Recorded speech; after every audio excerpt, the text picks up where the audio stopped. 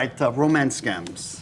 We hear about it all the time. All the time, right? Yeah. So these are actually when malicious actors, can we call them scum? They are. Yeah. They're scum. Scumbags. They're Absolutely. low lives. They're nails. They're just nails. They create fake profiles on social media sites in order to establish relationships with you, and then they start to build up that trust over time. So what's the scoops with this whole romance scam thing? Well, the crazy thing about it is, in the past, I've heard about it happening to people that I don't know. Yeah. But now, just within the last year and a half, 2 people that I know have fallen for it. It's Yeah, crazy. me too. And they're, Yep. they're so tricky, brother. Yeah. They're They so are. tricky. Especially when you're like in a vulnerable space and you're actually searching for love, and Yeah. then you got that one person who's like sympathetic, has that sympathetic ear on social media. Building you up. Yeah. Yep, and they have the perfect choice of words to Yeah. make your heart feel full Full. of full All aflutter. and all not, and you're not always all in, just all lit up and everything, and it's all poopy. Speaking from experience, She has a hula dance for it. you've been scammed before. No, because I'm a kamai. But it happens, Yeah, right? it does. It In happens, yeah. 2023, 57,000 Americans lost over $638 million What? to these romance scams. So let's bring it home.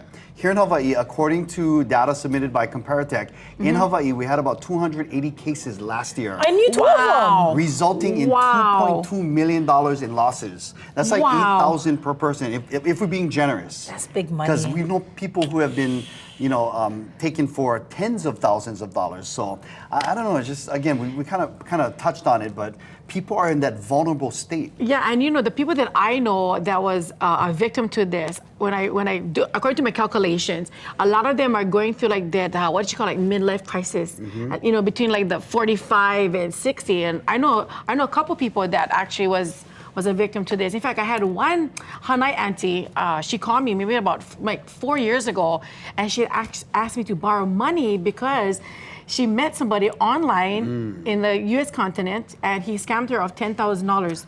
Yeah, my so gosh. she had asked me to borrow some money a couple years ago so that she could pay her bills. This sounds like, you guys watch 90 Day Fiancé? Yeah. On TLC. It Yeah. just sounds so much like that. Where you think you kind of trying to hook up with that special person, Right. that hot model, and then it ends up being like one brado or something. But that's one of the red flags, right? Yep. Is being asked for money, Yeah, right? ask for money and they Yeah. need them right now. Yes. And then in a form of like the wiring or a gift card, ways that you kind of get those monies back.